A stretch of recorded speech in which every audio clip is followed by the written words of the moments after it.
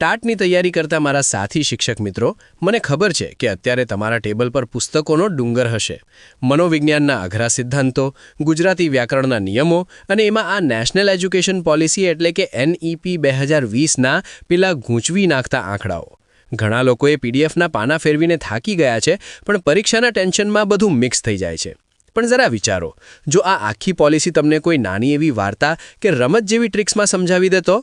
આ વિડીયોમાં હું તમને એવી શોર્ટકટ ટ્રિક્સ આપવાનો છું કે પરીક્ષામાં પ્રશ્ન વાંચતા જ તમારા મગજમાં જવાબની લાઇટ થશે.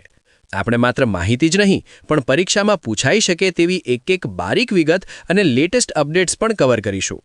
આ વિડીયો પૂરો થશે ત્યાં સુધીમાં તમે NEPના એવા એક્સપર્ટ બની ગયા હશો કે 1-2 માર્ક તો શું, તમે બીજાને પણ આ પોલિસી ભણાવી શકશો.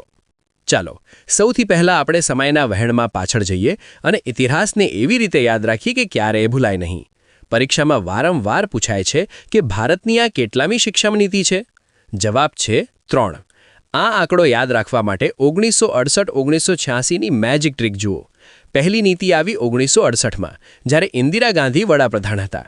હવે ગણિતનો એક નાનકડો જાદુ કરો.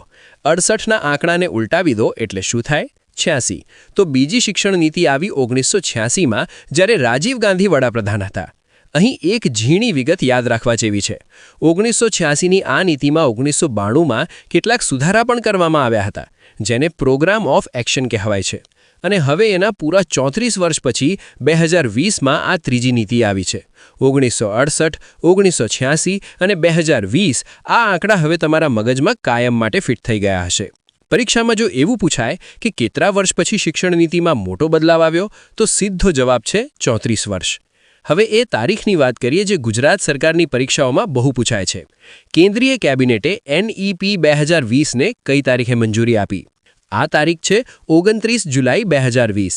યાદ રાખવાની ટ્રીક: જુલાઈ મહિનો એટલે સ્કૂલો શરૂ થવાનો મહિનો, અને એમાં 29 તારીખે સરકારે આપણને આ નવો રસ્તો બતાવ્યો. આ આખી પોલિસીનો ડ્રાફ્ટ તૈયાર કરનાર સમિતિના અધ્યક્ષ કોણ હતા? Doctor K. કસ્તુરીરંગન. આ નામ યાદ રાખવા માટે એટલું જ વિચારો કે કસ્તુરીની સુગંધ હવે આખા ભારતના શિક્ષણમાં ફેલાવાની છે. તે ઇસરોના પૂર્વ અધ્યક્ષ હતા, એટલે કે એક વૈજ્ઞાનિકે આપણી શિક્ષણ વ્યવસ્થાનું ભવિષ્ય લખ્યું છે. હવે સૌથી મોટો પડકાર અને કન્ફ્યુઝન શું છે ખબર છે? 5+3+3+4નું માળખું. આ આંકડો તો બધા ગોખી લે છે, પણ પરીક્ષામાં જ્યારે ઉંમર કે ધોરણ પૂછાય ત્યારે લોચો પડે છે. સૌથી પહેલાં એ સમજો કે RTE એક્ટ મુજબ હાલ 6 થી 14 વર્ષ સુધી મફત અને ફરજિયાત શિક્ષણનો અધિકાર છે, જ્યારે NEP 2020એ 3 થી 18 વર્ષની ઉંમરને શિક્ષણના નવા માળખામાં મહત્વ આપ્યું છે અને આ દાયરાને વિસ્તૃત કરવાની દિશા દર્શાવી છે. એટલે કે 3 થી 6 વર્ષના બાળકો જે પહેલાં આંગણવાડીમાં હતા પણ મુખ્ય માળખામાં નહોતા, એમને પણ હવે ECCE એટલે કે early childhood care and education દ્વારા આવરી લેવાયા છે. આ માળખા માટે આપણો સ્પેશિયલ કોડવર્ડ યાદ રાખી લો, FPMS. આને તમે ફરી પાછા મળ્યા સાહેબ એમ પણ યાદ રાખી શકો છો. પહેલું છે F એટલે ફાઉન્ડેશન, 5 વર્ષ. આમાં 3 થી 8 વર્ષના બાળકોનો સમાવેશ થાય છે, જેમાં 3 વર્ષ આંગણવાડી કે પ્રીસ્કૂલના અને 2 વર્ષ ધોરણ 1 અને 2ના. ટ્રીક એ છે કે કોઈ પણ ઇમારતનો પાયો એટલે કે ફાઉન્ડેશન હંમેશા 5 ફૂટ ઊંડો હોવો જોઈએ. ખાસ ધ્યાન રાખજો, આ સ્ટેજમાં બાળકની કોઈ ઔપચારિક લેખિત પરીક્ષા પર ભાર નહીં હોય. અહીં રમતિયાળ અને પ્રવૃત્તિ આધારિત શિક્ષણ સાથે સતત નિરીક્ષણ દ્વારા એટલે કે ફોર્મેટિવ એસેસમેન્ટ દ્વારા મૂલ્યાંકન કરવામાં આવશે. વિડીયોમાં આગળ વધતા પહેલાં એક ખાસ વાત: જો તમે ટેટ કે ટાટની તૈયારી કરતા હો તો અમારું આ મટીરિયલ તમને પરીક્ષામાં ખૂબ જ ઉપયોગી થશે, જેની લિંક નીચે ડિસ્ક્રિપ્શનમાં આપેલી છે. તો અત્યારે જ ત્યાં ક્લિક કરીને ચેક કરી લો. બીજું છે P એટલે પ્રેપરેટરી, 3 વર્ષ. આમાં 8 થી 11 વર્ષના બાળકો અને ધોરણ 3 થી 5નો સમાવેશ થાય છે. યાદ રાખવાની ટ્રીક: બાળક એક્ઝામની તૈયારી કયા ધોરણથી કરવાનું શરૂ કરે છે? 3જા ધોરણથી. અહીં બાળકના શૈક્ષણિક વિકાસને ક્ષમતા આધારિત મૂલ્યાંકન એટલે કે કોમ્પિટન્સી બેઝડ એસેસમેન્ટ દ્વારા માપવામાં આવશે. પોલિસીમાં ધોરણ 3, 5 અને 8 પર ખાસ મૂલ્યાંકનનો ઉલ્લેખ છે, જેથી બાળકના પાયાના જ્ઞાનની સાચી ખબર પડે. ત્રીજું છે M એટલે મિડલ, 3 વર્ષ. આમાં 11 થી 14 અને ધોરણ 6 થી 8 આવે છે. આમાં ટ્રીક યાદ રાખો, CV. C એટલે કોડિંગ અને V એટલે વોકેશનલ એટલે વ્યાવસાયિક લક્ષી. ધોરણ 6 થી જ બાળક કમ્પ્યુટર કોડિંગ શીખી શકશે અને વિવિધ વ્યવસાયોની 10 દિવસની ઇન્ટર્નશિપ પણ કરશે, જે બેગલેસ એટલે કે દફતર વગરના દિવસો હશે. પરીક્ષામાં પૂછાય કે વ્યાવસાયિક શિક્ષણ કયા ધોરણથી શરૂ થાય, તો આંખ બંધ કરીને ધોરણ 6 ટીક કરી દેજો. ચોથું છે S એટલે સેકન્ડરી, 4 વર્ષ. આમાં 14 થી 18 વર્ષ અને ધોરણ 9 થી 12નો સમાવેશ થાય છે. અહીં સૌથી મોટો બદલાવ એ છે કે નો સ્ટ્રીમ પોલિસી, એટલે કે હવે સાયન્સ, કોમર્સ કે આર્ટ્સના વાડા ખતમ. જો તમને ફિઝિક્સ ગમે છે અને સાથે મ્યુઝિક પણ શીખવું છે તો તમે બંને વિષય એકસાથે રાખી શકો છો. અહીં પરીક્ષા પદ્ધતિ વધુ લચીલી, મોડ્યુલર અને ક્ષમતા આધારિત બનશે. મિત્રો, જો આ માહિતી તમને ખરેખર ઉપયોગી લાગતી હોય તો બસ એક લાઇક કરી દેજો. એનાથી મને ખબર પડે છે કે આ ટ્રિક્સ તમને ગમી રહી છે. હવે વાત કરીએ એક બહુ જ મહત્વના મિશનની, નિપુણ ભારત. અહીં એક બારીક પોઈન્ટ સમજજો જે ટેટમાં માર્ક અપાવી શકે છે.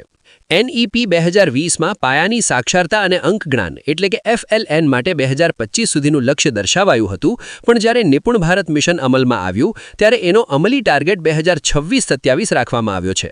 ટ્રીક એ છે કે આપણે ત્રીજા ધોરણના બાળકને અક્ષરજ્ઞાન અને અંકજ્ઞાનમાં નિપુણ બનાવવાનો છે. પરીક્ષામાં પ્રશ્ન કયા સંદર્ભમાં છે એ ખાસ જોજો. બીજી સંસ્થા છે પરખ. આનું કામ છે વિદ્યાર્થીઓનું મૂલ્યાંકન કરવું. ટ્રીક સાવદેશી છે. આપણે કોઈને જાણવા હોય તો શું કરીએ? એને પરખીએ.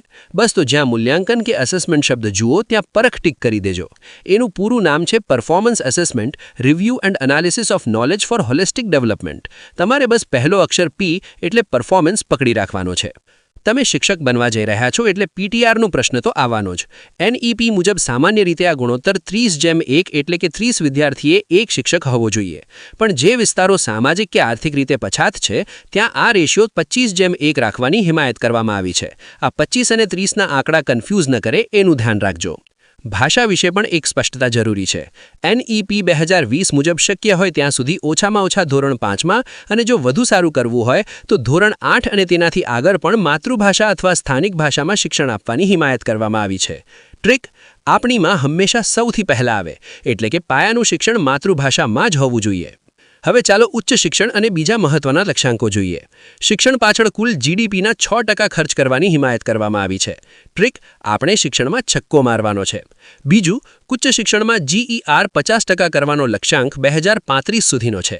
2020માં પોલિસી આવી, એમાં 15 વર્ષ ઉમેરો એટલે 2035. શિક્ષકો માટેની સૌથી મોટી અપડેટ, 2030 સુધીમાં શિક્ષક બનવા માટે 4 વર્ષનો ઇન્ટિગ્રેટેડ BEd કોર્સ ફરજિયાત થઈ જશે. આ 2030નું વર્ષ ખાસ યાદ રાખજો. સાથે શિક્ષકોએ વર્ષમાં ઓછામાં ઓછા 50 કલાક CPD એટલે કે કન્ટિન્યુઅસ પ્રોફેશનલ ડેવલપમેન્ટ તાલીમ લેવી પડશે. ટ્રીક 50 કલાક એટલે અઠવાડિયાનો આશરે 1 કલાક પોતાની જાતને અપડેટ કરવા માટે. રિપોર્ટ કાર્ડ વિશે પણ એક નવો કોન્સેપ્ટ છે. 360 ડિગ્રી હોલિસ્ટિક પ્રોગ્રેસ કાર્ડ. આમાં બાળકની 3 રીતે તપાસ થશે. 1. બાળકનું સ્વમૂલ્યાંકન, 2. સહપાઠી દ્વારા મૂલ્યાંકન અને 3. શિક્ષક દ્વારા મૂલ્યાંકન. આને જ 360 ડિગ્રી કહે છે. અને કોલેજમાં પણ મલ્ટિપલ એન્ટ્રી અને એક્ઝિટની મસ્ત સિસ્ટમ છે.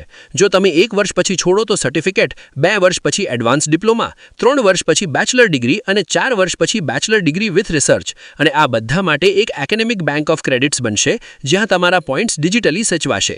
અને છેલ્લે માનવ સંસાધન વિકાસ મંત્રાલય એટલે કે MHRDનું નામ બદલીને હવે શિક્ષણ મંત્રાલય કરી દેવામાં આવ્યું છે. તો મારા વહાલા શિક્ષક મિત્રો, આ હતી NEP 2020ની એવી સચોટ માહિતી જે તમને ટેટની પરીક્ષામાં 1-2 માર્ક્સ રોકડા અપાવશે. યાદ રાખજો, પરીક્ષામાં આખું પુસ્તક ગોખવાની જરૂર નથી, બસ આવા લોજિકલ પોઈન્ટ્સ પકડવાના હોય છે. આ વિડીયોને 1-2 વાર ફરી જોઈ લેજો અને આ ટ્રિક્સ મનમાં બેસાડી દેજો. ટેટની પરીક્ષામાં મેરિટમાં આવવા માટે એક માર્ક કિંમતી છે અને આ પોલિસી એ માર્ક મેળવવાનો સૌથી સહેલો રસ્તો છે. તમારી મહેનત પર વિશ્વાસ રાખજો. તમે માત્ર એક નોકરી નથી મેળવી રહ્યા, પણ આવતીકાલના ભારતનું ભવિષ્ય ઘડનારા ગુરુ બનવા જઈ રહ્યા છો. જો તૈયારીમાં કોઈ પણ મૂંઝવણ હોય તો નીચે કોમેન્ટમાં જણાવજો, આપણે સાથે મળીને એનું સોલ્યુશન લાવીશું. તમારી ટેટની તૈયારીને વધુ મજબૂત કરવા માટે અત્યારે જ સ્ક્રીન પર દેખાતો મનોવિજ્ઞાનની શોર્ટકટ ટ્રિક્સનો વિડીયો જુઓ અને સફળતા તરફ એક ડગલું આગળ વધો.